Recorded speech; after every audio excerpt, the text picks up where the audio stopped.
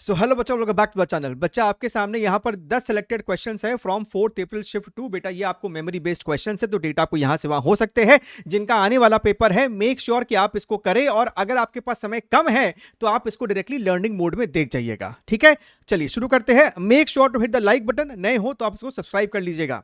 आपके पास यहाँ पर पोलराइजर का एक सवाल है। ये जो आपको वेव है ये आपको अनपोलराइज्ड लाइट है, और हमसे कहता है the angle of axis is shown in figure from a fixed axis. यानी कि अगर मैंने इसको एक फिक्स्ड रेफरेंस ले लिया है तो इसके रेस्पेक्ट में इसका जो पास एक्सिस है वो आपको 30 डिग्रीज पे है, और इसके रेस्पेक्ट में इसका जो पास एक्सिस है वो आपको बेटा जी लगभग 90 डिग्रीज पे है। तो कहने का मतलब ये है कि ये वाली वेव जब पहले से पास करेगी तो इंटेंसिटी आधी हो जाएगी अगर ये अनपोलराइज्ड है तो, और इसके बाद की अगर बात करोगे what is the value of I1, तो वो आपको हो जाएगा I0/2। लगाओ मैलस लॉ। अब इस वाले और इस वाले के बीच में जो आपको एंगल होगा दैट इज योर 60 डिग्रीज। तो आप यहां पर इस्तेमाल करेंगे cos 60 डिग्रीज, यानी कि ये आपको हो जाएगा I0/2 इंटू योर 1/4। वही अगर हम I2 की बात करेंगे तो अगेन ये I0 है, इसके बाद ये आपको हो जाएगा I0/2, हाफ हो जाएगा। इससे जब ये पास करेगा तो भैया आपको ये हो जाएगा I0/2 cos स्क्वायर। इन दोनों के बीच में जो आपको एंगल होगा that is your 30 degrees, multiplied by जब इससे पास करेगा तो अगेन cos स्क्वायर, और इन दोनों के बीच में आपको एंगल अगेन 30 डिग्रीज है। यानी कि हम इसको कह सकते हैं I0/2, ये हमको हो जाएगा 3/4 इंटू योर 3/4। अब हमसे यहां पर सवाल में पूछा गया कि भैया दोनों का रेशियो क्या है, यानी कि दिस डिवाइडेड बाई दिस अगर तुम करने जाओगे तो ये आपको हो जाएगा I0/8 divided by your I0 into 9 divided by your 4 चक्के 16 इंटू योर 32। तो यहां से हमको दिखाई दे रहा है कि भैया ये हमको हो जाएगा 4/9, यानी कि साहब ऑप्शन नंबर 1 राइट। अगर इसी प्रकार का सवाल था तो एग्जाम में कहीं ना कहीं बच्चा थोड़ा सा कंफ्यूज हो सकता है, बाकी एग्जैक्ट डेटा पे डिपेंड करता है। हमसे कहता है भैया म्यू आर की वैल्यू इतनी है, आपको फील्ड जो है वो इतना है, if magnetic intensity here is this much, तो आपको क्या होता है B is equal to mu into H, जहां पर हमसे सवाल में एच पूछा जा रहा है, B अपॉन, और म्यू को लिखोगे तुम लोग mu naught into mu r right. तो आपके पास सवाल में B की वैल्यू 1 दे रखी है, म्यू नॉट की value 4 pi into 10 to the power -7 है, और म्यू आर की वैल्यू बेटा जी आपको 400 है। तो ये कहीं ना कहीं हमको 1/16 pi into 10 to the power 5 दिख रहा है, यानी कि 1/16 ऑप्शन नंबर 2 मेरे को यहां पर सही जवाब हो जाने वाला है। आपको यहां पर YDAC का सवाल है, स्टैंडर्ड सा फॉर्मेट है कि भैया आपके पास यहां पर डबल स्लिट है इस प्रकार से, और आपने किसी एक स्लिट के आगे लगा दिया है एक फिल्म, जिस कारण से जो आपको सेंट्रल मैक्सिमा है वो आपको कहीं अब लेटर से ऊपर बन रहा है राइट। ये आपको Y है। तो आप सभी जानते हैं कि भैया ये जो मेरा Y है हम उसको कैलकुलेट कर पाते हैं। आपका जो पाथ डिफरेंस होता है d sin theta that is equal to your, इसके कारण जो आपको एक पाथ डिफरेंस ऐड किया जाता है right, that is your t into mu -1। Angle theta आपको छोटा होता है तो साइन थीटा को तुम लिख सकते हो tan theta, and tan theta is equal to y divided by your d। तो इसको हम लोग लिख देते हैं y/d t म्यू -1। तो यहां से मेरे को y की वैल्यू निकल कर आ जाती है ये वाली इक्वेशन। हमको कहता है कि भैया ये जो पोजीशन है ना, अगर ये फिल्म नहीं होता तो ये पोजीशन बेसिकली आपको 7th मैक्सिमा हुआ करता था, यानी कि ये जो y है ना that is equal to 7 lambda by d also mathematically. तो भैया यहां से तुम्हारा d/d ये आपको मर जाएगा। हमसे सवाल में पूछ रहा है थिकनेस, यानी कि t is equal to 7 lambda divided by mu -1, यानी कि 7 into lambda is your 480 10 to the power -9। Mu -1 करोगे तो आपको यहां पर बचेगा बेटा जी 0.56। अगर तुम ध्यान से देखो तो ये आपको मरेगा तो 0.08, यानी कि ये आपको 8 हो गया है, ऊपर में आपको 100 चला गया है, ये आपको हो जाएगा 60। So this turns out to be your 6 micrometre, यानी कि भैया आंसर जो है इसका 6 हो जाने वाला है। ठीक है, स्टैंडर्ड सवाल है, डुएबल सवाल है, पहले भी आपको ऐसा सवाल पूछा जा चुका है। आपके पास जीना डायोड है, उसका रेटिंग आपको 10 वोल्ट है, और मैक्सिमम पावर ड्रॉप जो इसके अक्रॉस हो सकता है दैट इज योर 0.5 वॉट, यानी कि इसमें जो सेफ करंट हम पास करवा सकते हैं that is your P/V। P की वैल्यू 0.5 है, V की वैल्यू 10 है, यानी कि साहब 0.05 एम्पियर राइट। अब हमसे कहता है कि ये जो आपको जीना डायोड है इसके सीरीज में हमको कितना रेजिस्टेंस लगाना चाहिए सेफ वर्किंग के लिए, इस प्रकार से आपको सिचुएशन है राइट। तो हमको कहता है कि ये जो मेरा वोल्टेज है वो 25 वोल्टेज है। तो ऑफ कोर्स आपको जो जीना डायोड है वो रिवर्स बायस्ड केस में है, तो इसके अक्रॉस जो हमको कांस्टेंट पोटेंशियल डिफरेंस आ जाएगा दैट इज योर 10 वोल्ट। तो 25 में से 10 इसके पास गया तो 15 आ जाएगा साहब इसके पास। करंट इसमें से हमारा पास कर सकता है 0.05, उससे ज्यादा पास नहीं करवा सकते। तो इस रेजिस्टेंस की जो वैल्यू हो जाती है that is your 15 upon 0.05 which is nothing but your 300 ohm which is your option number 1। समझ में आ रहा है कि नहीं आ रहा है? अच्छा, बहुत समय बाद आपसे दोबारा से सवाल पूछा गया है फिजिकल पेंडुलम का, राइट। अब ये आपको हो सकता है कि डिस्क है कि रिंग है, सवाल में यहां पर जो दिख रहा है कि भैया ये डिस्क है, ठीक है। और इसका जो ऑसिलेशन है ना वो अभी फिलहाल के लिए हम लोग मान के चल रहे हैं कि भैया वो इनटू द प्लेन हो रहा है, राइट। यानी कि इसके अक्रॉस ये डायमीटर है तो ये टैंजेंट है, टैंजेंट के अबाउट ये आपको ऑसिलेट करने वाला है। तो टाइम पीरियड ऑफ ऑसिलेशन आपको होता है इन प्रकार के फिजिकल पेंडुलम में I अपॉन mgd, और मोमेंट ऑफ इनर्शिया क्या हो जाएगा इस एक्सिस के अबाउट, ये हमको डायमीटर है, डिस्क के डायमीटर के अबाउट होता है mr²/4। तो भैया इसके अबाउट मोमेंट ऑफ इनर्शिया जो हमको हो जाएगा that is your mr²/4 plus your mr² लगाना पड़ेगा ना पैरेलल एक्सिस थ्योरम। तो ये भाई साहब हमको हो जाएगा 5mr²/4। तो यहां पर डालिए डेटा को, I की वैल्यू अपने को हो जाएगी 5mr²/4, मास m है g इंटू डी, और d होता है कि भैया सिस्टम का सेंटर ऑफ मास, और ये जो मेरा सस्पेंशन पॉइंट है यहां से लेके यहां तक की दूरी जो कि हमको रेडियस के ही बराबर है। तो यहां से हमको दिख रहा है कि this becomes your 5 into R divided by 4 into g which is your option number 3, ठीक है। अब हो सकता है कि वास्तविक सवाल में टैंजेंट के अबाउट नहीं होके एक एक्सिस हो जो कि हमको इनटू द प्लेन हो, राइट, दैट डिपेंड्स, ठीक है। वर्किंग अप्रोच मेरे को ऐसा ही होना चाहिए। प्रोजेक्टाइल मोशन का सवाल है, ध्यान से देखिएगा। काइनेमैटिक्स के शायद आपको इस सेशन में 2 सवाल पूछे गए हैं।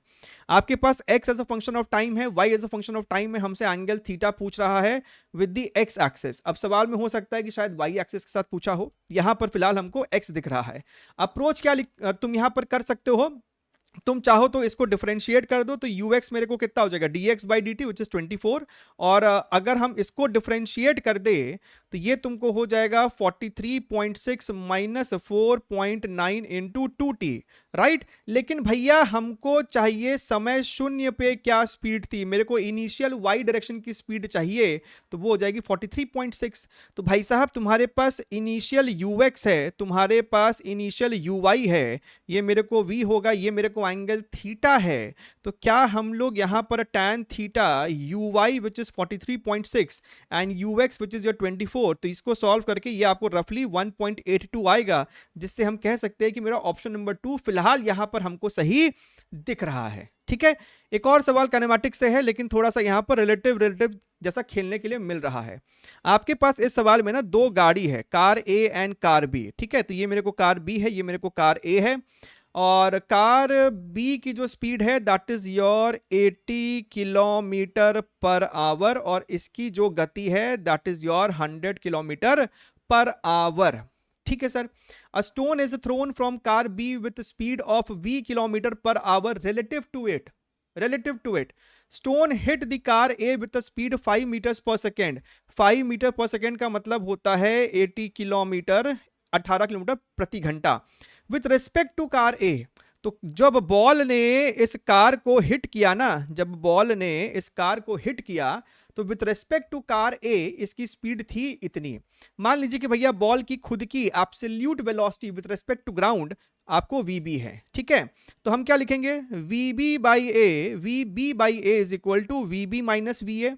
हमको प्रश्न में ये वाला वैल्यू दिया हुआ है 18, हमको ये चाहिए, और हमको ये दिया हुआ है 100, यानी कि vb की वैल्यू हो जाएगी 118।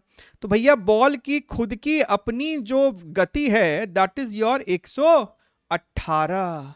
आपसे पूछा जा रहा है what is capital V, which is basically velocity of ball with respect to cart B, यानी कि आप यहां पर लिखोगे 118 माइनस कार्ट का velocity 80, so this turns out to be 38 kilometre प्रति घंटा, ऑप्शन नंबर 2। अच्छा ध्यान से देखिएगा, हमको कहता है कि भैया तुम्हारे पास एक रॉड है जिसका लेंथ कैपिटल L है, उसका टेम्परेचर तुमने T1 से T2 कर दिया है, राइट, और T2 माइनस T1 हमको कहता है कि डेल्टा T है।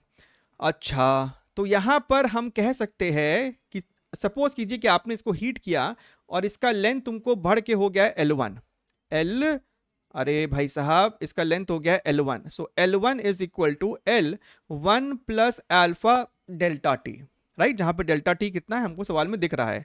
और अगर हम इसको थोड़ा सा रीअरेंज कर देना तो इसको आप लिख सकते हो L1 is equal to L plus इतना, एंड इसको अगर हम लोग लेफ्ट साइड ले आए तो L1 minus L is equal to L alpha delta T, यानी कि delta L is equal to L alpha delta T. अच्छा, अब हमको यहां पर दे रखा है कि तुमने फर्दर टेम्परेचर को T2 से T3 कर दिया है और T1 प्लस T3 जो है वो 2T के बराबर है। ये बड़ा ही इंटरेस्टिंग है, अगर सच में ऐसा ही डेटा आपको दिया हुआ था तो आप यहां से एक T2 को लेफ्ट साइड ले आओ तो T3 minus T2 is equal to T2 minus T1, और T2 माइनस T1 क्या है, डेल्टा T। अच्छा, फिर जो मेरे को L1 से टेम्परेचर चेंज होके L2 हुआ है ना, तब मेरा डेल्टा L2 कितना है, L2 is equal to L1 1 plus alpha delta T, क्योंकि फर्दर तुम्हारा दोबारा से डेल्टा टी ही टेम्परेचर इंक्रीज आया है। तो अगर तुम ध्यान से देखो तो L2 is equal to L1 plus L1 alpha delta T, ठीक है।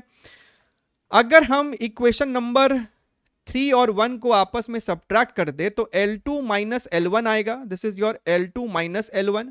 फिर ये हो जाएगा मेरे को L1 minus L, L1 minus L plus, और यहां पर मेरे पास अल्फा डेल्टा टी कॉमन होगा and this is your L1 minus L। तो ये वाली टर्म मेरे से सवाल में पूछा गया है, this is your delta L, कहां गया, this is your delta L1 बोल दो इसको, सवाल में डेल्टा L1 कह रहा है, ठीक है, डेल्टा L1, और ये मेरे को हो जाएगा alpha delta T into delta L1। तो अगर तुम डेल्टा L1 को कॉमन ले लोगे तो तुमको ऑप्शन नंबर 1 दिखाई देना शुरू हो जाएगा। हमने जानबूझकर ऐसा मैनिपुलेशन किया है क्योंकि यहां पर भी हमको डेल्टा L1 चाहिए, ठीक है।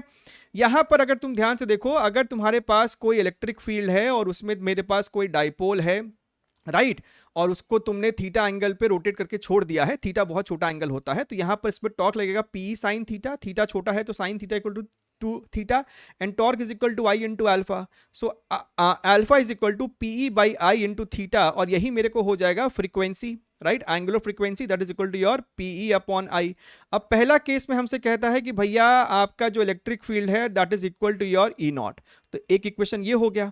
और दूसरा केस में हमसे कहता है कि आपने एग्जिस्टिंग इलेक्ट्रिक फील्ड में एक और इलेक्ट्रिक फील्ड ये सुपर इंपोज कर दिया, तो अब नेट इलेक्ट्रिक फील्ड कितना हो गया आपको, ये आई कैप है, ये जे कैप है, ये के कैप है, so E naught I cap plus 2 E naught J cap plus 2 E naught K cap, तो उनका what is the magnitude, right, E naught square plus 2 E naught square plus 2 E naught square, right, का under root. तो क्या वो तुमको 3 ई not नहीं दिख रहा है, क्या वो तुमको 3 ई नॉट नहीं दिख रहा है, राइट।